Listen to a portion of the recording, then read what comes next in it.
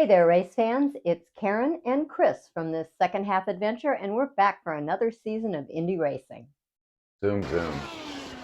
We're here today at the new Indianapolis Motor Speedway Museum to give you a first look. And boy, is Chris excited. The Indianapolis Motor Speedway just finished a $60 million renovation.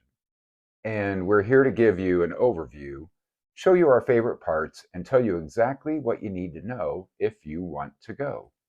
Now, this was the first renovation in 40 years. It took 17 months and $60.5 million, which actually was budgeted at $89 million. They finished on time and under budget.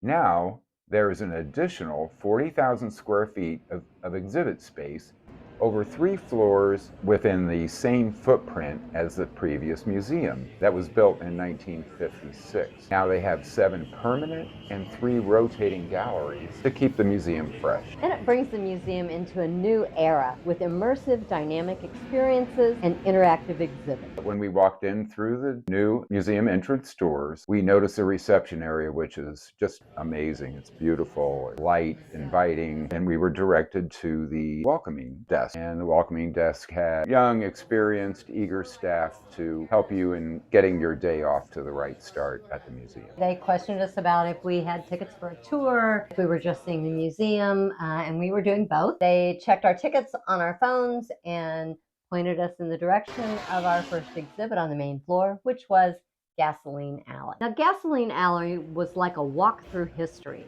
It includes 7 garages dating from 1909 to nearly the present day. On the right-hand side of Gasoline Alley were the actual garages, which had the car from that era, tools and engines that they would have been working on during that time period. They even had the media that they would have been listening to, everything from a radio to a black and white TV to a color TV to a flat screen TV as you went through time. We even noticed that the floor that you're walking on changes through the eras as well. Now, on the left side of Gasoline Alley are climate-controlled cases, which include a large amount of memorabilia from each era across from that garage. It was amazing. A lot of this stuff has never been seen before. I was floored when I saw across from the 1909 garage, one of the original tickets to the Indianapolis 500 that sold for $1. You also saw the helmets, the trophies that were given back then, and a lot of different items there in those cases that were very interesting. Interesting and cool. Yeah. We headed around the corner and there was a gentleman and he advised us that the movie, The Starting Line Experience, was getting ready to start. I did notice that there was also a clock on the wall. Yes, it was counting down the time until it started. To call that a movie is, you can't really call that a movie. It is a phenomenal experience, the Starting Line Experience. It's very, very good. The Starting Line Experience actually attempts to put you on the track at the Indianapolis Motor Speedway on race day. The floor underneath you has the asphalt simulated. It has the yard of bricks. There are cars, actual full-size cars there. And Chris, the cars that they chose are special. This will be a permanent display, but it will rotate the 3 cars that are shown. The 3 cars that are shown are the front row of the most recent race. Next year's exhibit will feature rewrapped cars highlighting the front row from the 2025 race. It's a 360-degree experience. You are standing in the middle, and we would highly recommend that you stand in the middle of the exhibit near the cars to watch this. Because it starts from the time that it's dark before the track opens. And it opens when? At 6 a.m. You hear the sights and sounds of race day at the track. You see the fireworks go off. Fireworks signify the 6 a.m. opening. You experience the entire hoopla of the Indianapolis 500 in this exhibit, and it's phenomenal. I can't recommend it enough. It really was amazing. It brings this museum into a new era, totally. I would agree with that. It's quite stunning. And if you have ever wondered what the new snake pit is like, it gives you a pretty good idea of what it's like there, as far as the music and the crowd and the flames. There and watching and listening, you'll get much more from it. If you don't have the opportunity to go to the actual race, this is about as close as you can get to it. The next exhibit we came to was the Winner's Circle, which contains a large collection of winning cars throughout the decades at the Indy 500. It's a stunning display of the cars. There is a circular display, and then there's also 3.5 walls, which have a slanted display platform so that you can see more of the cars in a more compact space. It's very dramatic lighting on them. I thought it was really beautiful. The first car that we saw was fabulous. And that was The Marmon Wasp. the Marmon Wasp, that's right. The Marmon Wasp was the first car to win the Indianapolis 500. It was driven by Ray Haroon. I was amazed at how much it looked like an airplane. There were really beautiful cars, though, from all eras in that exhibit. There were staff members there who could answer questions. Just a beautiful display of them. It's stunning. The lighting, like Karen said, the lighting is amazing. It really makes everything, the colors pop. And compared to the old museum, when you look at footage of what the old museum was like, it's just unbelievable the difference. They have done a phenomenal job with this. In the middle of the Winner's Circle is the famed Borg-Warner Trophy. This is an unbelievable trophy. It weighs about 153 pounds, I think, now that they've added on to it, because they have added on to the base to make room for more drivers. There currently is room for 35 more winners. It contains a bas-relief sculpture in sterling silver of every winner of the Indianapolis 500. They also have an amazing virtual exhibit of the Borg-Warner. You can actually spin the trophy around, and if you touch on one of the drivers, it will actually highlight this. That was 1980's winner, Johnny Rutherford. They also talk about the baby Borgs, which the winner gets a smaller version of the Borg-Warner trophy, which is affectionately called Baby Borg. And I actually purchased a lapel pin, which is a baby Borg. A baby Borg. Yeah, it's a micro baby Borg, I think. Is it a preemie? I don't know. No, let's not go there. But from there, we headed up to the mezzanine level. You're overlooking the regular Borg-Warner. There is a ton of memorabilia up there. You could take an hour easily. It goes from memorabilia to history of the track. They have an interactive virtual timeline that you can go through. They had exhibits that had the reason why the winner drinks milk, the Indianapolis 500 Festival queens and princesses, and had the Queen's crown. All of the things that are connected with that. The Indy Mini, which is a half marathon that's run, where you actually run onto the track during the half marathon and lean over and kiss the bricks if you want. How Purdue has been the marching band for the race. Now, there was also an art gallery there, Chris. In the 70s, there's an artist called Leroy Neiman, and I believe he had like a handlebar mustache, had a unique look to him, and he was a famous sport artist, painter. Very bright, kind of contemporary work.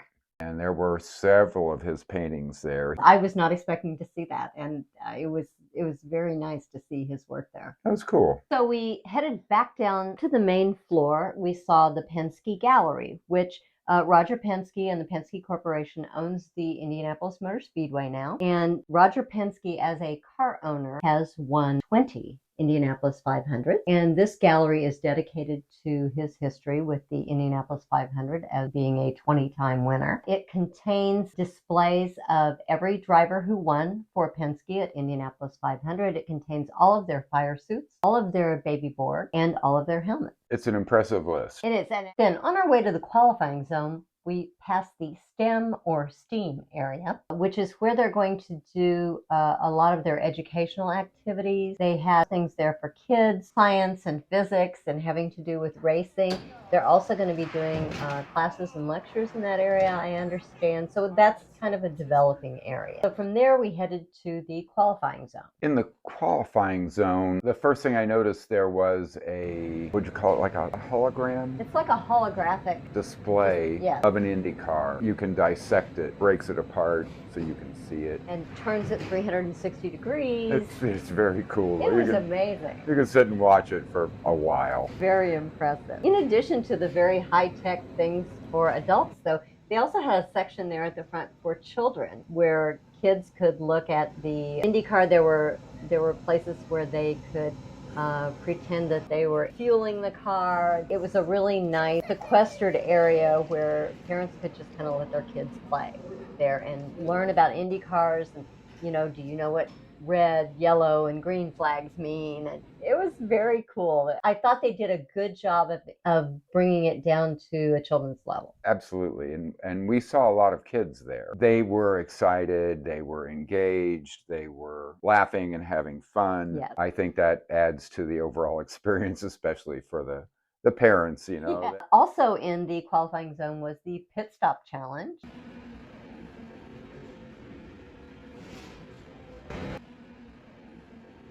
It gives you a new appreciation.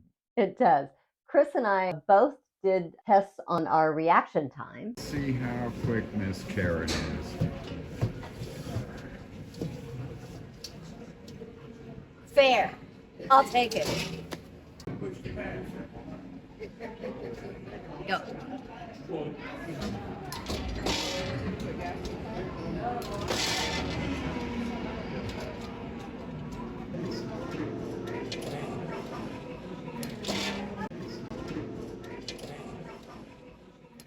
But it was fun, but I did poorly.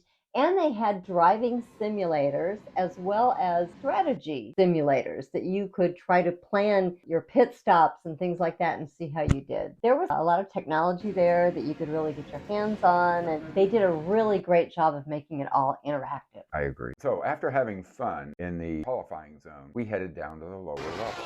The lower level is the area where they have rotating exhibits. The current exhibits are an exhibit on NASCAR and the Brickyard 400. They also had an exhibit on the four-time winners, or the GOATs, greatest of all time at Indy. They showed each of the four-time winners a car, how many laps they had led in their 4 wins. They showed quotes. They showed some video footage of each of them. I'm a huge Helio Castroneves fan. And I'm an AJ Foyt fan. And they were both there, along with Al Unser and Rick Mears. Yes. At the end, they also had a photo op. The 4 of them posed with the Borg Warner Trophy, stand-up life-size photo of them, and you could pose with them if you wanted to. Also on the lower level is an opportunity to have yours or your child's picture taken in an actual Indy car. You can either take that yourself, or for a nominal fee, they will take the picture for you and print it out.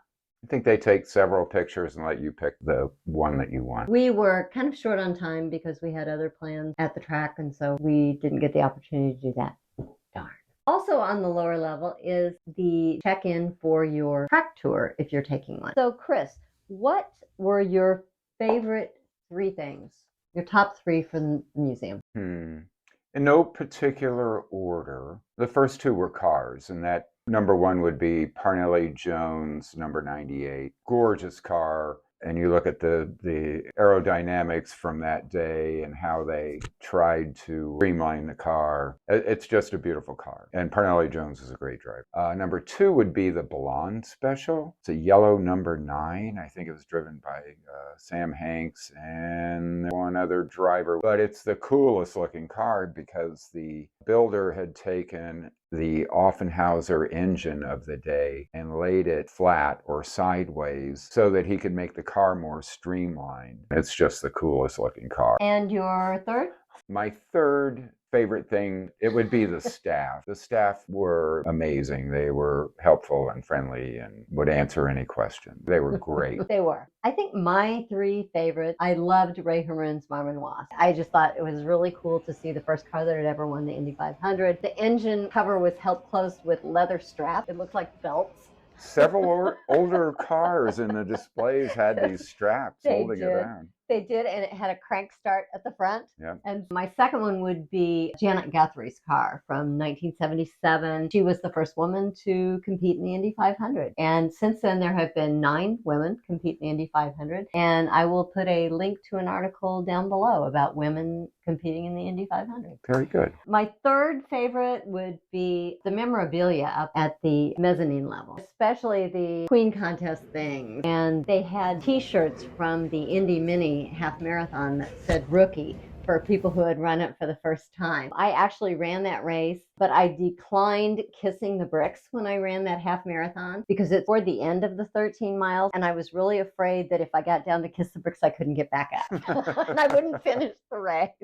But they had some of the early medals from that. And I thought that was really cool. That was one of my favorite things. So Chris, overall, what was your impression of the museum? I'll go back to how amazing the staff was. From the time we got there, we got out of our car, walked to the museum. A gentleman welcomed us and said, what are you doing today? We said, we're going to the museum. We have tickets. He goes, great. Have you been here before? Not in quite a while. He goes, you're going to love it. He was accurate on that. And we get inside, and any questions you had, they would, if they didn't know, they'd call someone over or call someone on the phone. They were just the most hospitable. That makes a difference to me. I enjoy that. Yeah. Wouldn't you say that is like Hoosier hospitality? At its best. At its best. Absolutely. Yes. At its best. The museum itself, I thought, was impressive from the get-go. From the time you walk in till the time you leave, it was impressive. I thought it was a great mix of history and contemporary technology. I thought, too, that it had a really good blend of things for people like you who are serious race fans, long-term race fans, people like me who are less serious race fans, but I enjoy all the other stuff that surrounds the race, and kids, who are just starting to learn about the race and be race fans and are kind of running around doing their own race. Yeah. So would you say there are any negatives? What would you say are the downsides of the museum? I guess the only disappointment I had was the snack bar. I thought there would be a sandwich of some sort. Yeah, I think the only sandwich that was there was a peanut butter and jelly Uncrustable, which is what I opted for because I was hungry. And kids would love that too. Yes. But you do have to keep food and beverages right there in that one area. Right. You of can't, the snack bar. You shouldn't carry them around. Right. Which I get that. But yeah, it would have been nice to have and it was a self-serve thing. You just go pick it out and scan it. And because the facility is cashless. It is. No personal check. Right. For Svengoolie fans out there. We talked about how dramatic the lighting was. In some places, the lighting was a little low. Not enough that it caused any kind of safety hazard, but if you're wanting to do photography, it made it a little tough in some places. And that's small potatoes compared to the feat they've carried off by upgrading this museum within the original footprint. Yes. Under budget and on time. It's a win. It's a huge win. Definitely a win. For Indianapolis.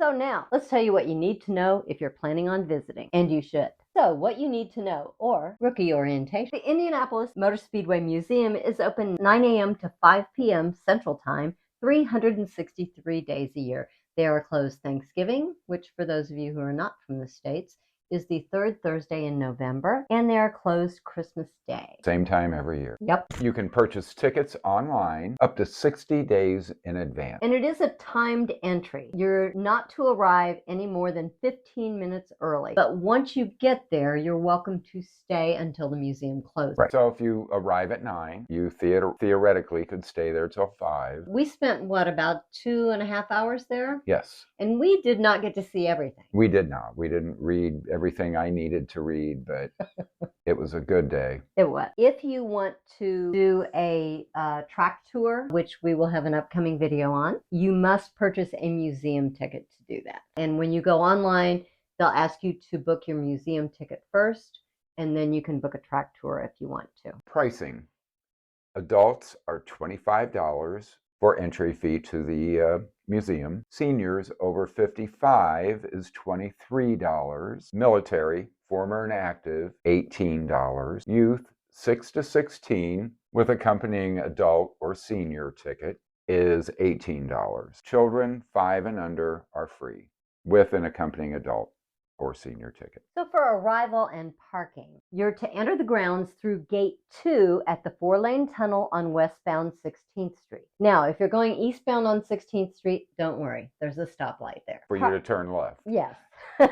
Parking is free except during Speedway events. And if you look below in the links, we will have directions and a map for you. Also, walk-ins are accepted as long as there are tickets available. So if you happen to be in the area and you stop by, if they have tickets available, they might tell you there's a ticket available at a certain time and you may have to come back. So that's something to keep in mind. Or you can call and they will tell you if there are tickets available that day. They are working to become sensory inclusive. And we did see some signs about that, like going into the starting line experience. I do know that they are offering touch tours for people with vision impairment. If you call them and book that ahead of time, they do have some wheelchairs available, but they encourage you to bring your own. They do have handicap accessible parking to the south and west of the museum. They are working very hard at being very inclusive for people. So the one thing to keep in mind, especially as the month of May is on hand, it will be more, I'm not going to say unavailable, but it will get more crowded as the month goes on and crowds start coming to Indianapolis for the racetrack events. Yeah, it'll be more difficult to get tickets during the month of May, for sure. So call ahead. I would recommend calling ahead or booking online, probably. Yeah, absolutely. And as you exit the museum, as many museums, you exit through the gift shop. Now, I will say, I thought the gift shop was very attractive. They had a replica of the pylon in there. They had a chandelier that was bottles of milk. And I thought that was really funny. But it was a lovely gift shop. The day we were there, the cashier was talking to a couple of guests from Mexico City, and they were buying Pato Award t-shirts and gear from the museum. So be sure you take your credit card.